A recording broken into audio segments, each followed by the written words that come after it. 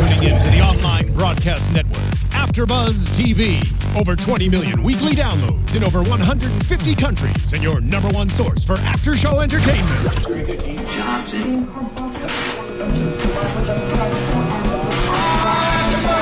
AfterBuzz TV, the destination for TV superfans. Producing aftershows for over 300 of your favorite TV shows. Interviewing celebrities and showrunners. And bringing you behind-the-scenes exclusives. All thanks to E! Entertainment's Maria Menounos, producer Kevin Undergaro, and internet leader Akamai.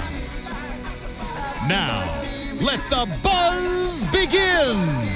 Hey guys, welcome into this week's episode of the Penny Dreadful After Show right here on AfterBuzz TV, YouTube and iTunes, and of course AfterBuzzTV.com. We are streaming live. I'm Bobby DeMuro, Marisa Serafini, Sara Stretton, Roxy Striar. The regular crew is back. Thanks to Allison Dean for filling in for, I think, every single one of us the last couple weeks, except for you. We're talking about evil spirits in heavenly places tonight. Ladies, hello. Happy Memorial Day weekend. Hello. Bringing back the memories of us. Hi, Bobby. Welcome back. I'm so glad you could join. I'm so glad you're polite. Thanks. I'm so scared. We've already started out. All right. Great. We got a lot to talk about today. As we do it, remember, we are live streaming. Actually, every show on AfterBuzz is live streamed now. So we're live streaming this tonight. So if you're watching on YouTube as it's going, you can comment with us. Marisa is on her computer commenting back, saying hello to everybody. So if you got something to say, hit the comment box, say it. We'll, share it on the air if it's good, or if it's a nice thing about me. Please share those. Or all of us. No, just in general. Just me. That's gonna be like, hi Roxy, do you want to talk about the show? Well, I honestly, I love the show. I'm a big fan, so I would like to talk about it. I'm glad you two are so nice today. Let's get into it. Team Striar. Okay, we got a lot to talk about today. Let's start with Vanessa, because we always seem to start with Vanessa. Which one is that?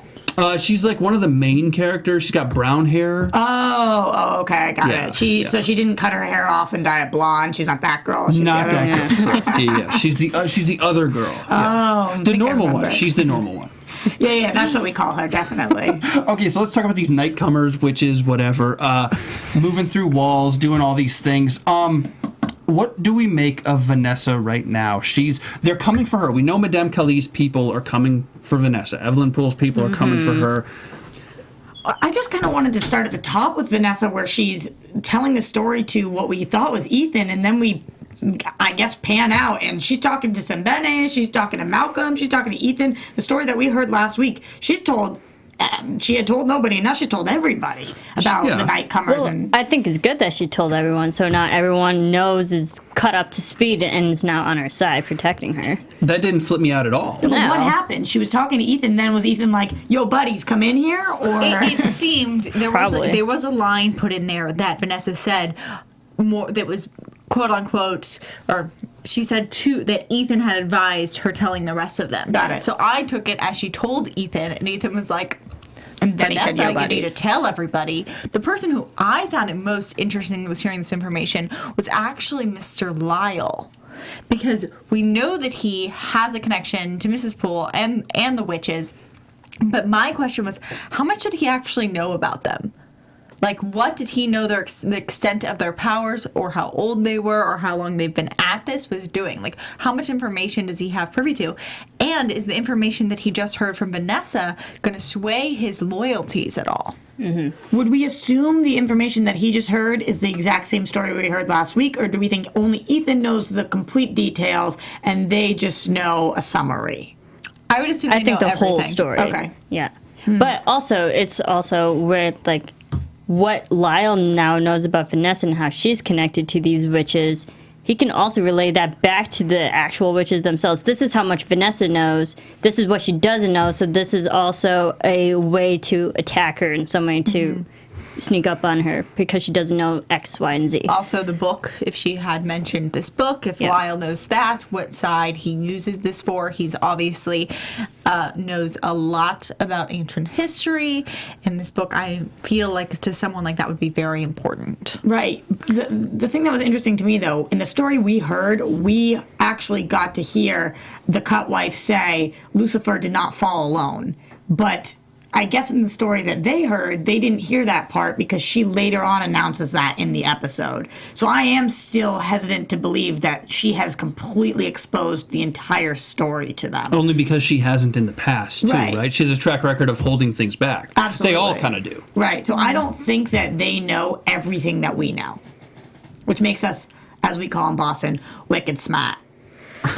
It would also make me kind of confused, though, because if we, in a couple episodes, if she comes out and then is like, oh, and this and this and this and this, and does go through a list, then I'll wonder what she has told them. And I kind of want to be on the same page as our characters so I can better understand what they're doing. So when she did eventually say to them, Cutwife told me Lucifer did not fall alone, you think she was just reminding them she'd already told them that part of the story?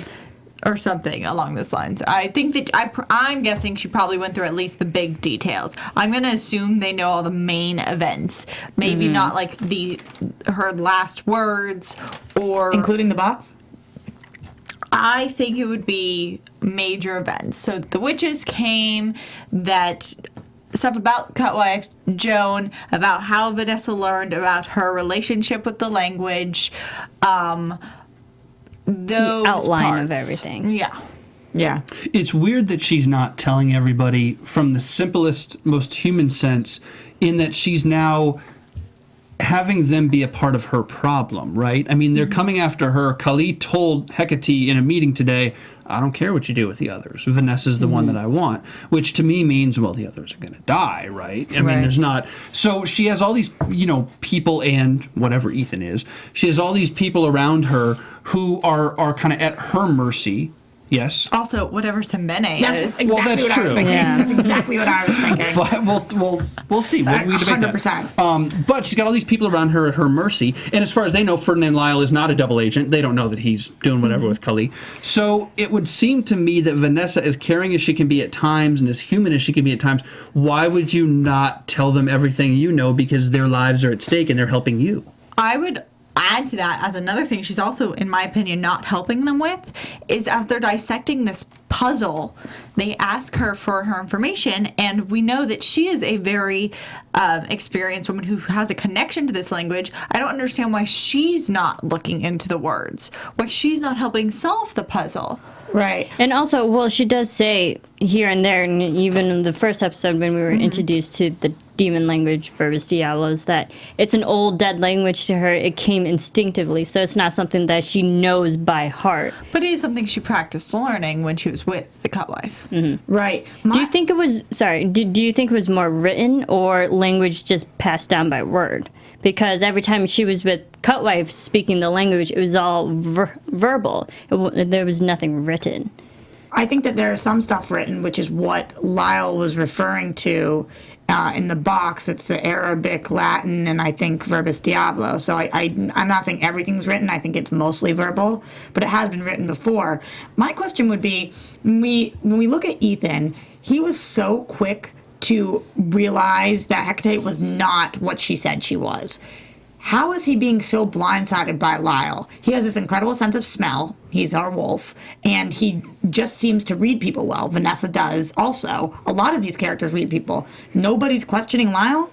I think... Same mind. Oh, yeah, girl. I'll go a step further on Lyle and why I think they're not questioning him. A, Hecate is not a human, so maybe there's that smell thing is a different thing with him with Hecate. But B, and as far as we know, Lyle is. But B, I don't believe Lyle is actually on Madame Kali's team, and I don't think he's a good double agent. I think he's going to flip. I'll use one of my predictions right now to open it in the discussion. I think he's a person who is sensitive enough, whatever you want, he's got enough of a heart that he is going to flip back to Vanessa's team. Even if that's not the case, he was almost killed tonight. Yeah. So he knows now they don't care about him at all. Exactly. They're sending these witches after him. Whether he has a good heart is kind of irrelevant at this point. There's only one side he can pick. They almost killed him but before tonight. he was killed, when you're asking why Ethan can't read him, I think that's why. I think Ethan reads him as a pure heart or whatever. Maybe that's not the right word. But Ethan reads him as a guy on our team. Even if he can't see the double agent thing, and maybe he could or should, he reads him as Lyle is not a threat to us. He's on this side.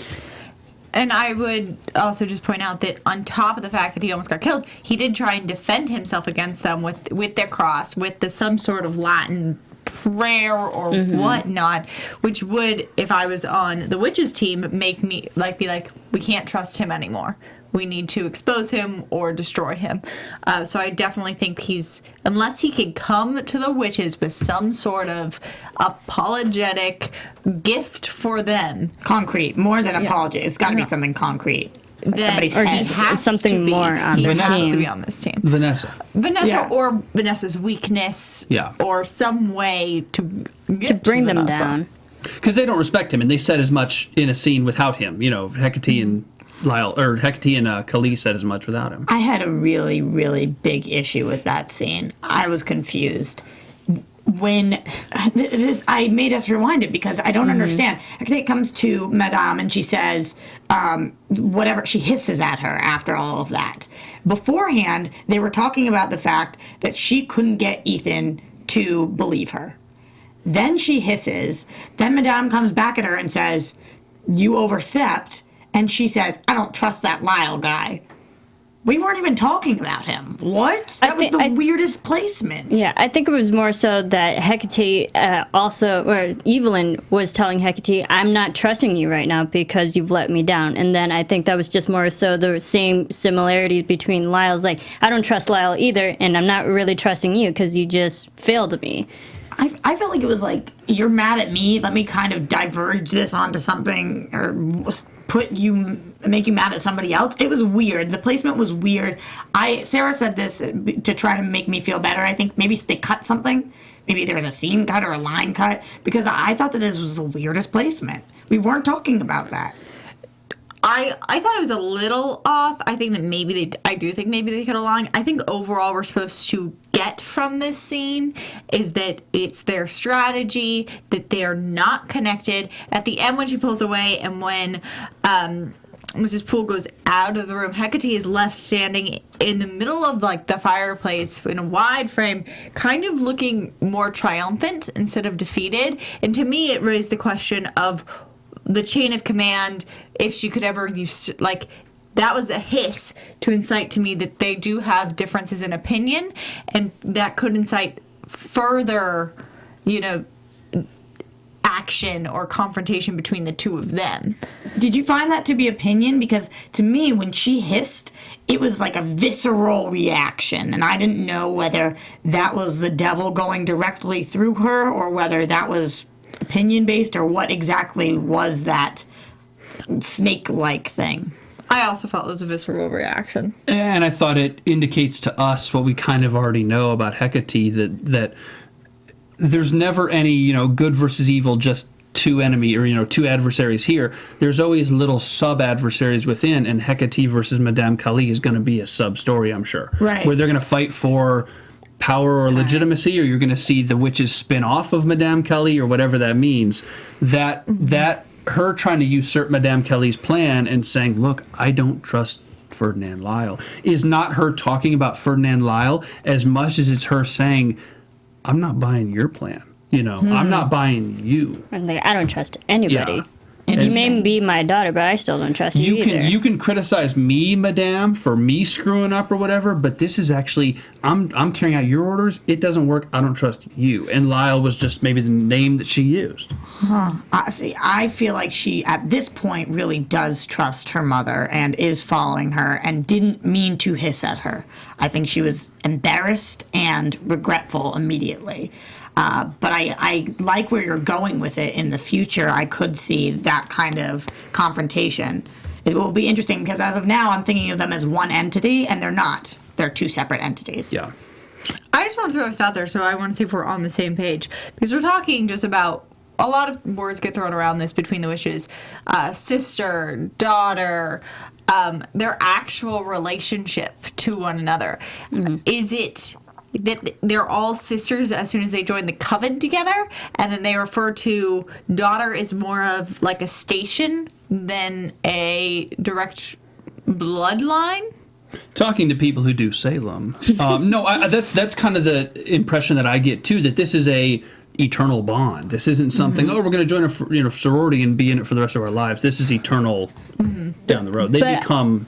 Yeah, I also think Hecate and Evelyn are actually daughters because we don't see Evelyn say daughter to any of the other girls. So I think they have an actual maternal daughter relationship. And then for the covens, that, you know, it's kind of like sororities in a way. You call each other sisters. So like there's a sisterhood there. I believe she called all of them daughters the first time she walked into the room, and they all called her mother. So I think that they all are considered daughters. But it is interesting. I don't know if any of them are blood linked, but if Vanessa does become, or they want her to become this woman, wouldn't Vanessa be mother? And then what would Evelyn be? Or would she not be mother? And how is she going, Madame's not going to be okay being cast aside like that?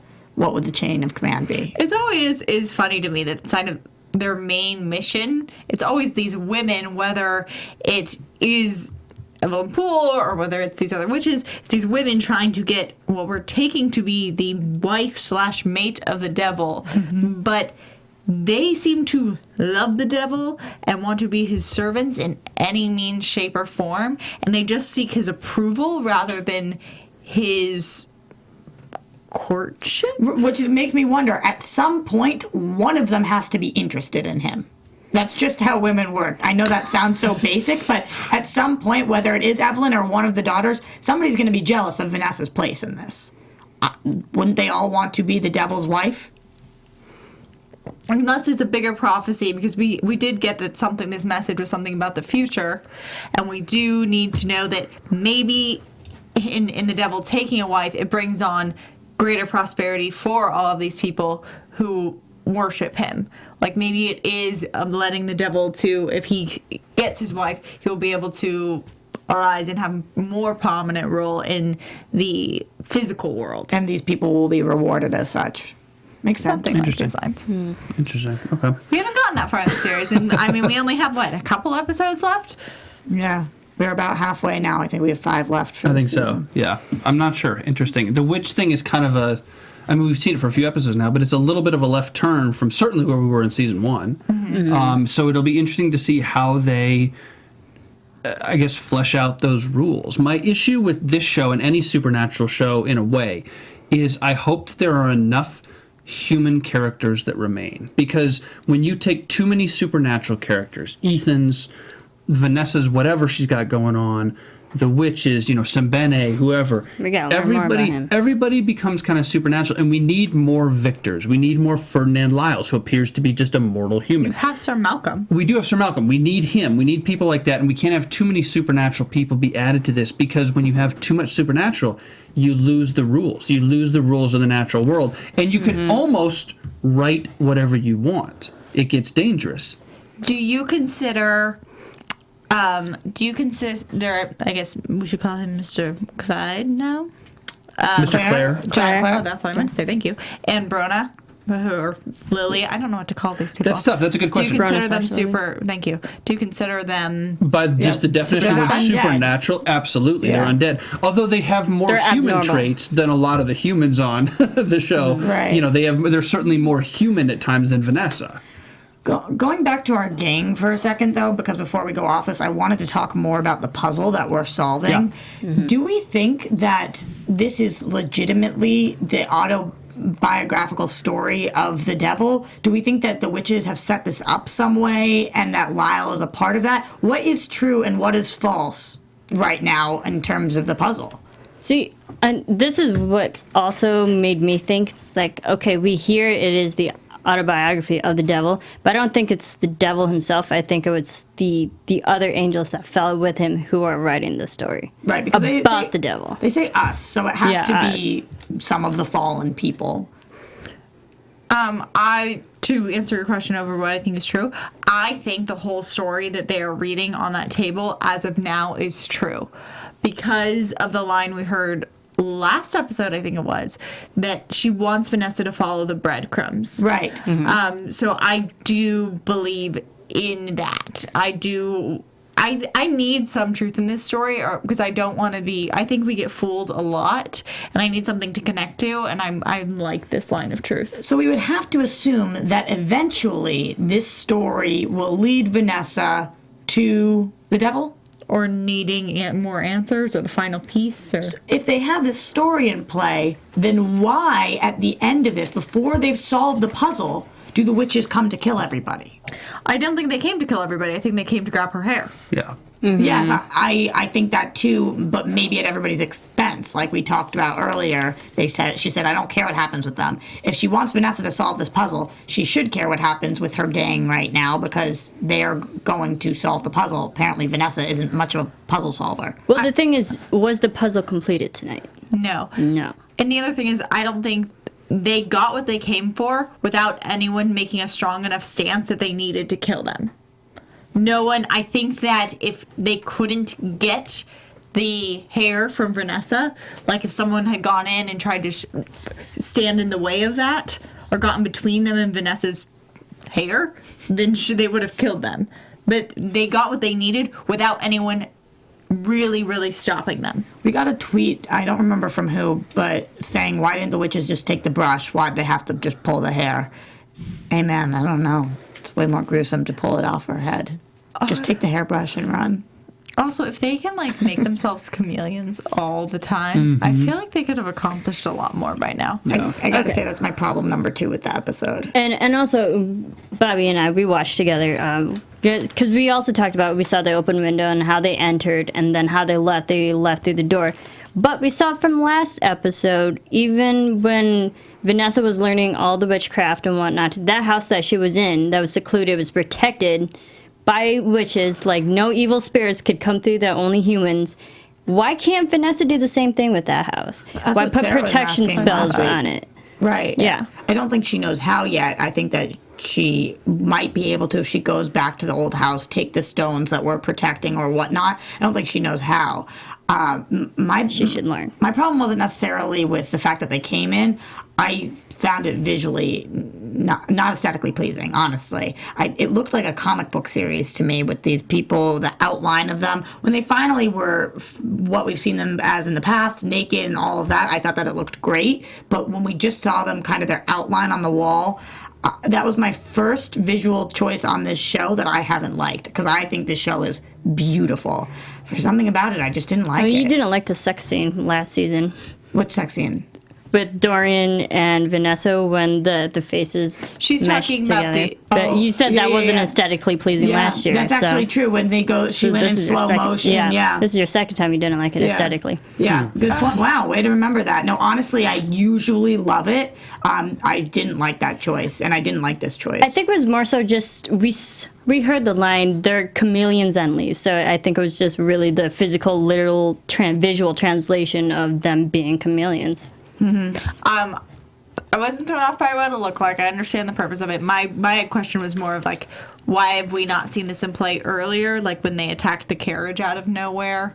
Like I feel like hiding and being the fly on the wall is a very valuable asset that we would have seen before this. Maybe we have. Maybe we just haven't known. My question is, how many forms can they take? Because they can take the human form. They can take their true nature form when they're all Scarred up.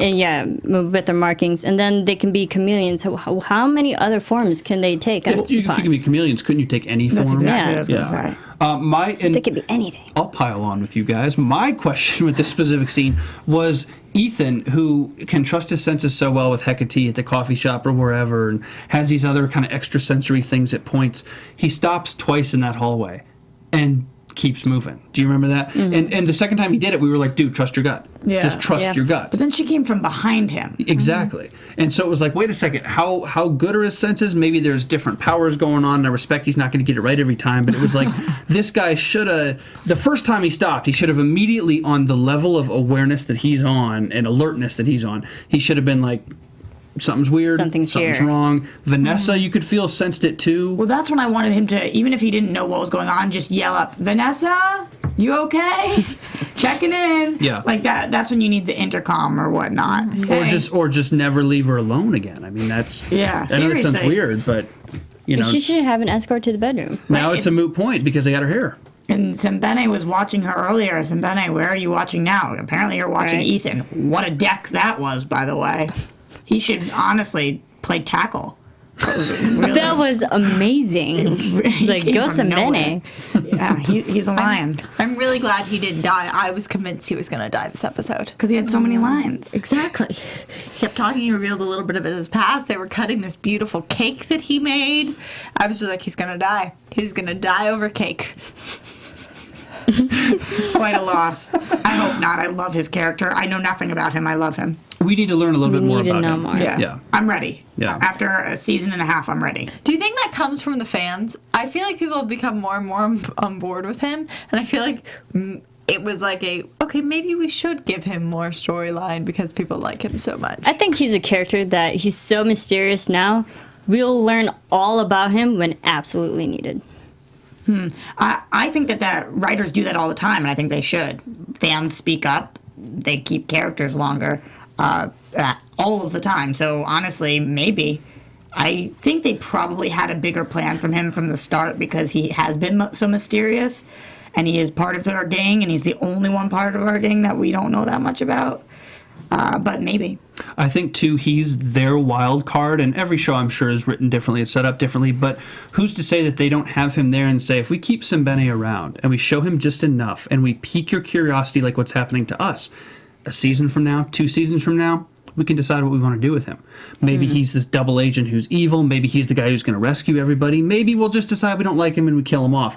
But it's that flexibility. You have Vanessa. You're stuck with Vanessa. If Vanessa were to die, we'd kind of look at the show and be like, well, where the hell do you go from here? If Ethan dies, what do you do? But with Sembene, you can sort of play both sides against the middle. And maybe the conversations in the writer's room today about him are going to be very, very different than a year from now because they haven't created his story arc. That's the cool thing. I will say... He's expendable. I know you were just giving a bunch of examples, but I think there's no way that he's playing for a different team. I think he is on our team. But that's my point is maybe a season or 2 from now they decide something different with somebody like that. Because every other character's had so much exposition, is in so much of a realm, you'd have to do a lot of work to say, oh, so-and-so is a double agent, whatever. Yeah. But with somebody like Sembene, who's a virtual unknown, you can take him any direction, and we'll watch it, knowing how well they do these things. We'll watch it and say...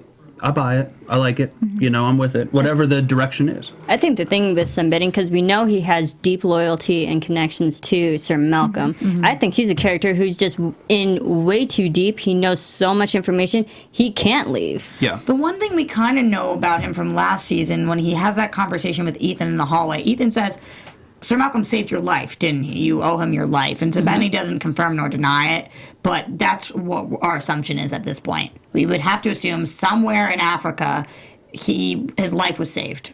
And then he was brought home to London. That's pretty much all we got. And then 2 things today when they're cleaning dishes, both things in there, were you a hunter? That was part of what I did. What was the other part? Whatever we said, not important? Yeah. Private. Private. And the other one was, and even more subtly, was the my keep.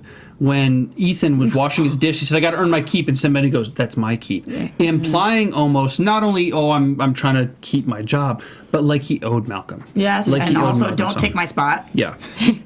This is what I do. I didn't get I didn't get a threat from Sembene to Ethan on that. I did a little bit. Really? A little bit of I'm peeing on my tree here. No, that's my keep. I got it more as it was just a subtle show to the audience that Sembene feels indebted, whether or not he is, to Sir Malcolm. And obviously, there's a reason. And hopefully we find out what the reason is. We will. I believe.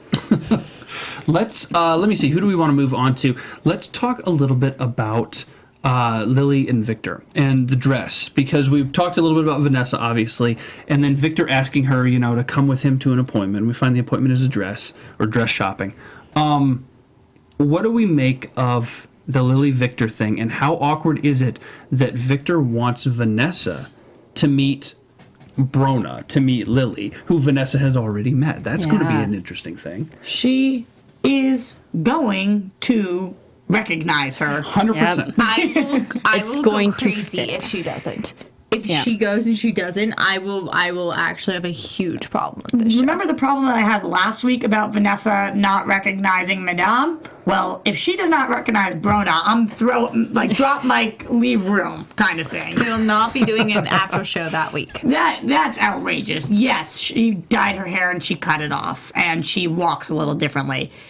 The way Victor described it, she's cosmetically changed. No. Did you give her a nose job? No. Are her cheekbones different? Come on. She looks exactly the same. What are you thinking, Victor? You're a brilliant scientist. But he doesn't know. I don't believe he knows Vanessa has met Knows Brona. Brona. Oh, he's doing this because she's the one who wouldn't have met Brona. Like, he wouldn't have said to Ethan, I want you to get lunch with me and my cousin. Exactly. I think as far as he knows, that thing at the theater, she met Brona at the theater, Yeah, right? they all met at the Grand Guignol. Yeah. And Victor was the only person there, or only person who wasn't there that Yeah. night. But you don't think that Vanessa came home and was like, ooh, I met Ethan's girlfriend. No, I don't Yeah, think. does that sound like Vanessa? Vanessa's like that. I take it back. It was really fun to see her do a scene that she was allowed to have fun in. Yeah. Talking Yeah. about the dress shop, like where it was like played from awkward to playful, where we did get to see Undergarments. the appealing side of Vanessa Ives. And she actually laughed. She did. I don't think we ever saw her character really genuinely chuckle. Speaking of that, I completely forgot to ask you this, Bobby, at the top of the episode, but I wanted to get your opinion on last week in Vanessa overall, because the previous week you had said, I don't think I could do this serious Vanessa tone for 45 minutes. Tonight we got a little laughter out of Vanessa, but last week, none of that.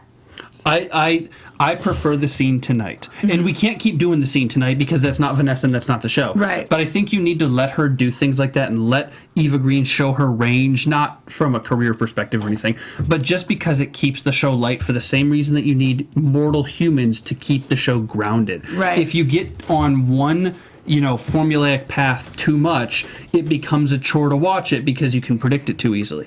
And if we have Vanessa, have more fun or at least be lighter, we at least get to see the human side of her. And maybe, in a weird way, we get to identify with her better, right? Because we identify with her being cutesy with Victor as opposed to just identifying with her as the victim who's being hunted down by these witches and stuff. There's a different angle to her character. I thought it was ironic that she said they made a point to say that Vanessa doesn't wear white.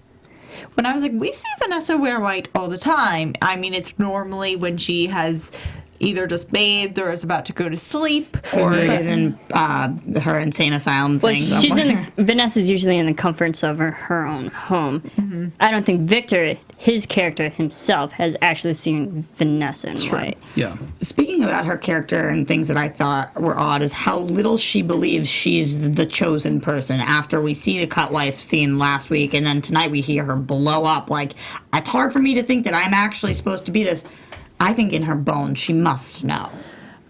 Oh, I think she knows. I think it's just Difficult to hear. yes. Having people rub that in your face probably doesn't feel too Difficult nice. to accept. Right. Which is why, because of that reason, like we were just talking about, I love the dress scene. I think it was really cute. She got to have fun. Did she really have time for that? Probably not. She's a busy woman. But I was glad, and I like to see them bond. I don't think we've seen that many Victor Vanessa solo scenes. Yeah. And he has nobody else he can take. So it was like going shopping with his sister. Well, he was so could awkward. take Lily. What would he take her in? She has no dresses.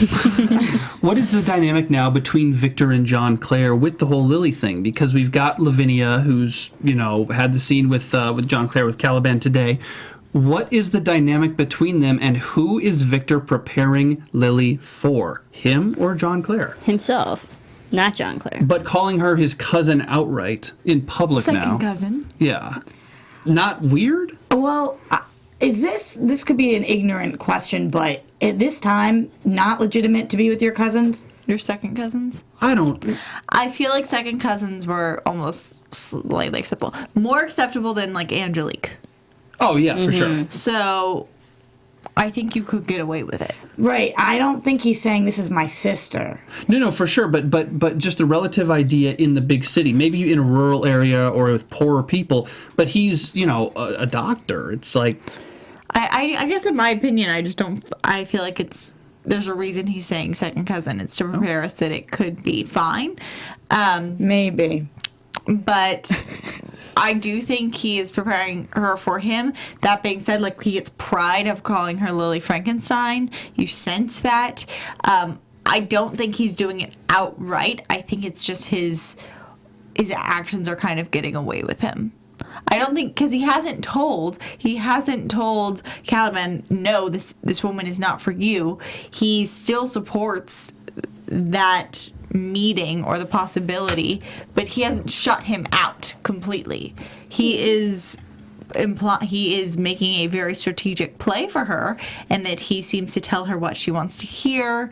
He is buying her these beautiful things. He's trying to create a woman, but I don't think he is claimed her for himself, I guess. Thank you, everyone who's following us on YouTube and watching right now. Join in on the chat. Yumi Musaka says, in one version of Frankenstein, he was engaged to his cousin.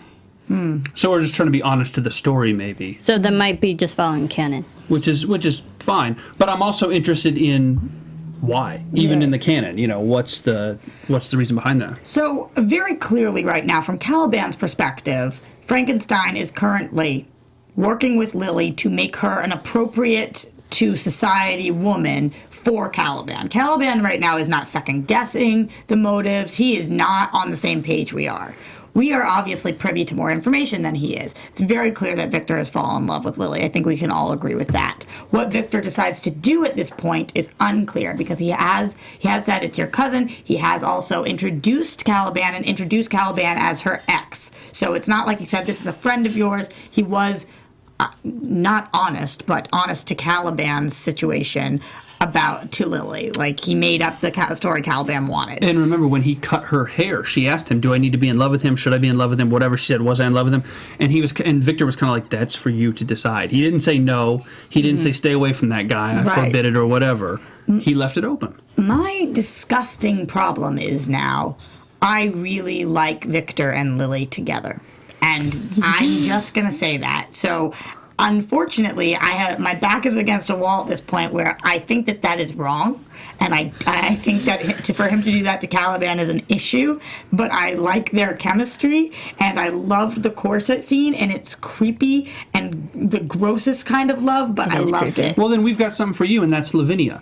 And that's the out for John Clare. That's the out for Caliban. Right. And that moment, have you guys been watching Daredevil on Netflix? Because she's like Daredevil. She can hear things that are magnified and feel things, and she can see more than any person who can see can see.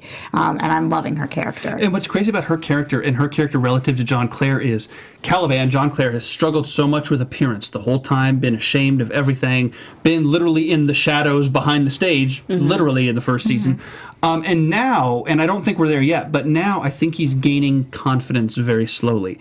And he's going to do it and fall in love with somebody who not only doesn't care what he looks like, but can't even see him. It's ironic. Right. And exactly the word ironic. The whole point is that Victor didn't have to make somebody for him. Ironically, he could have just fallen in love with somebody himself.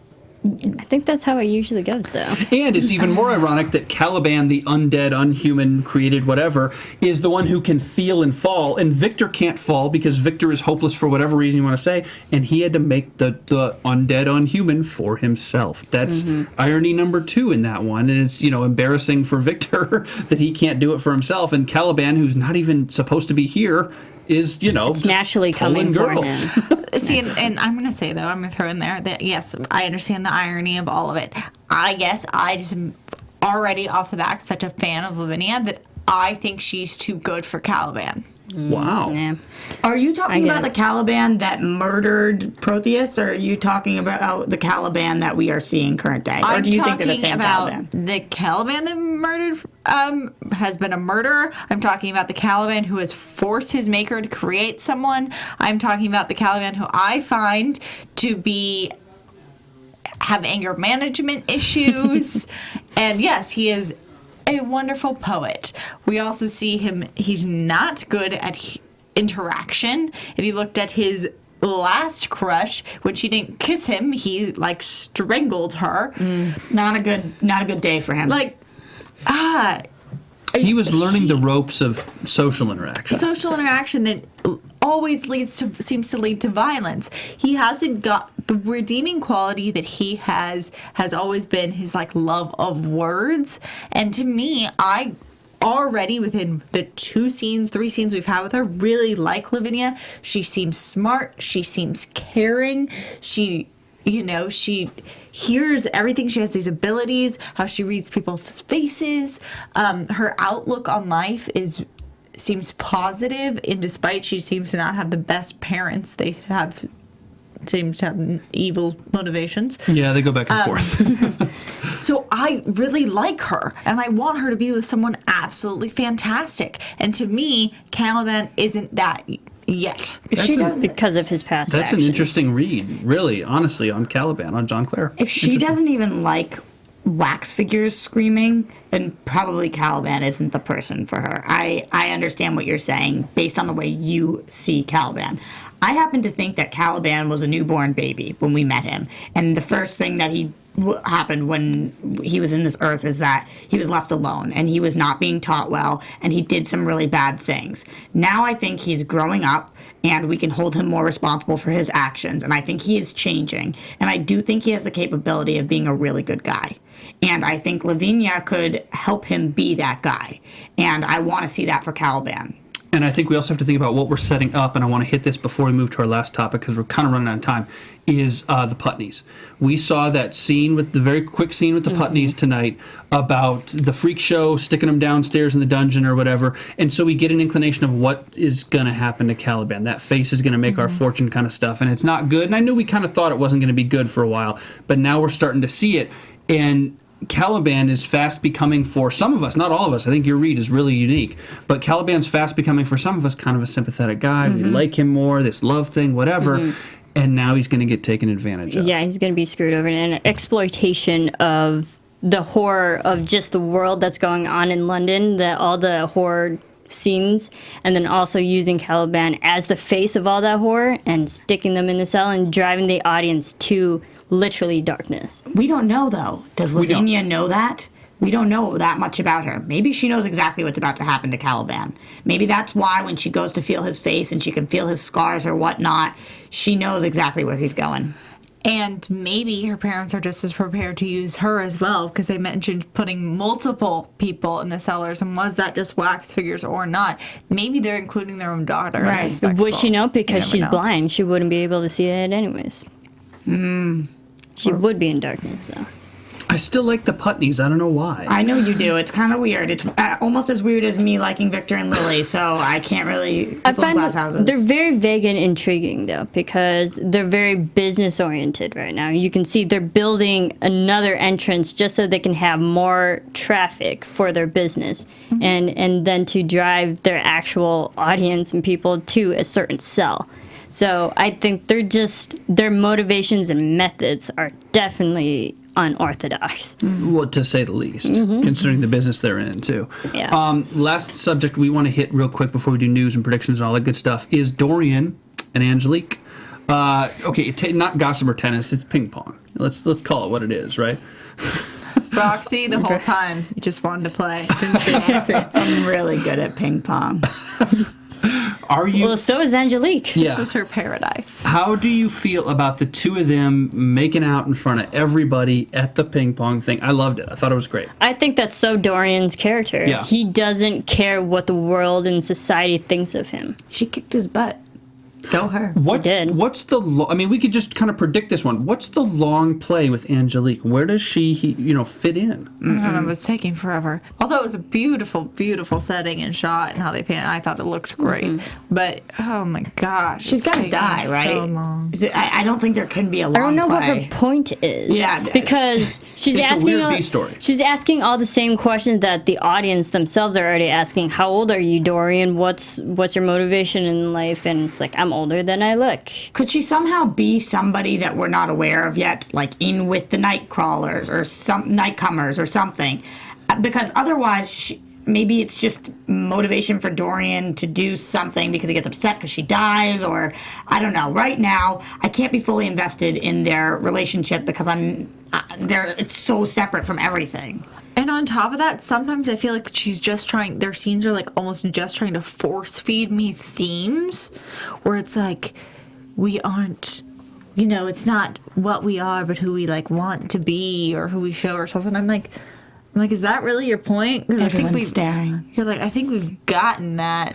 Like, I understand. We've been watching this show for a while now, but I agree. It's stagnant. It's beautiful, but not relevant. We have to give this show credit. They must be going somewhere with this. They've always been going somewhere with everything. So I just don't. I clearly am unaware of what that is. I would like to wait and see. Yeah. Interesting.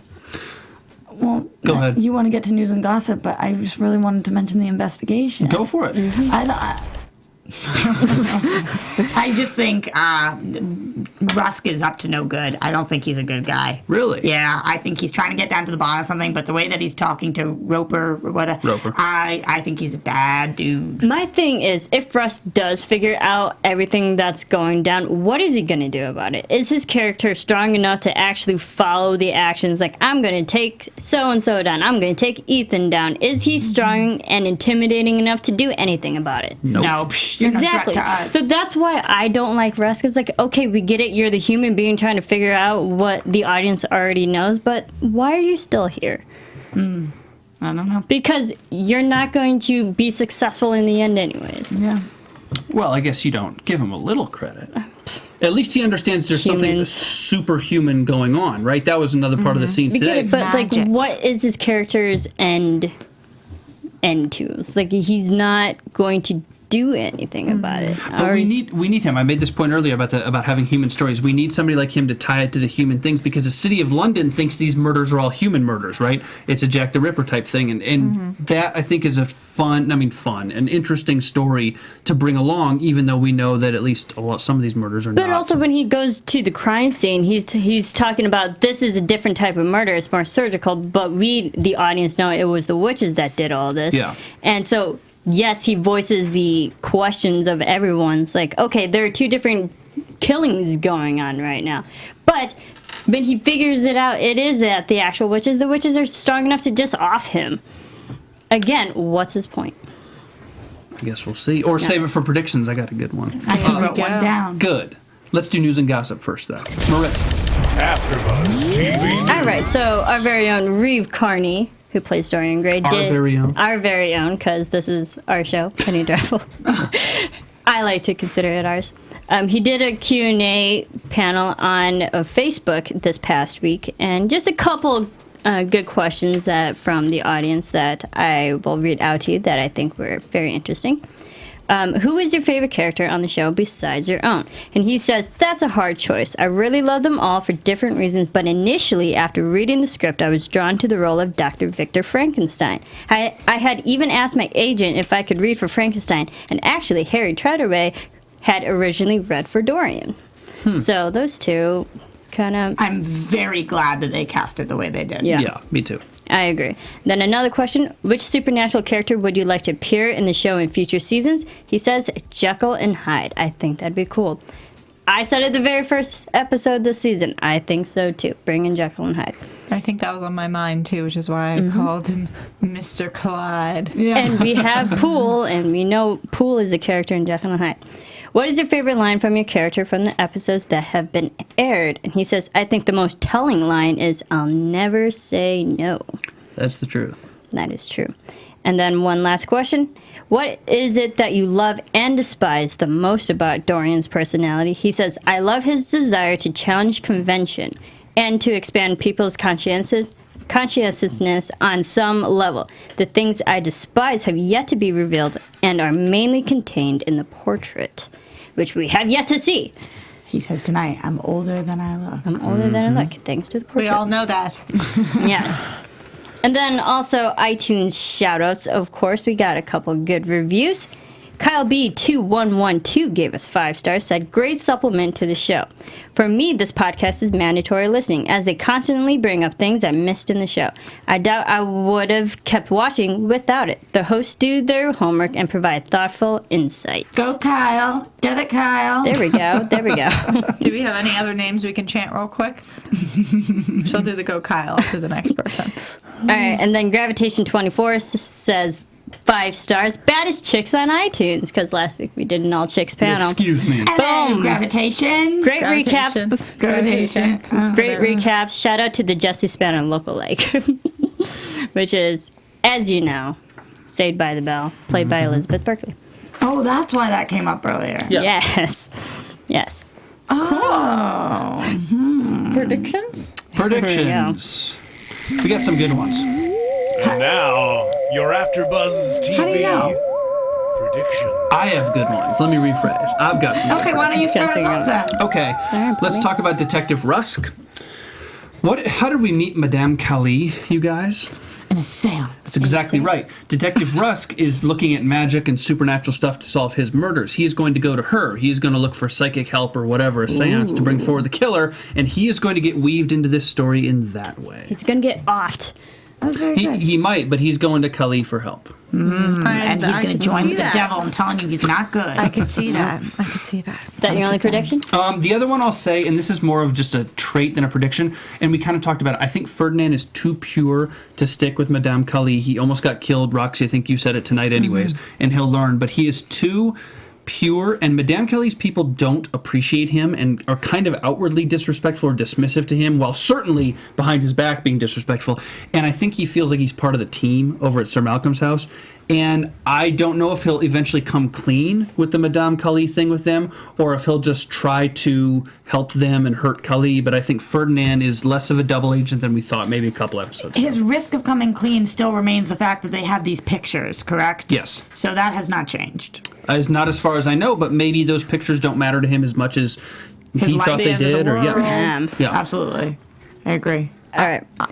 Go ahead. I have a few. But Yeah. All right. Okay. I think the whole story, we see them reading the biographies from the objects. I think they were written by someone else, not the devil himself. But I think the witches might have been the people who, because we don't know how old these witches are. You think these sisters fell with him? Yes, I think these sisters are also fallen angels who they became witches, but they still work with the devil. Well, the writing was us, right? They kept saying us. Yeah. Us. So I think these witches might be the people who wrote the stories on these objects. And related to the devil in that way. To piggyback on that, is it possible that Madame Kali is actually the sister of Lucifer? And she fell with him? And that's why she's not romantically jealous or envious and is willing to do all this? Maybe. possible. I'll throw some out there. My first one is that I think we are finally going to see them start protecting themselves. I think that Mr. Lyle could help with that in discovering actual ways of whether it's talismans or whatnot. Now we're going to see this whole, I think, voodoo doll come more into play. Also in the future, I think that Hecate now knows that Ethan's father is looking for him.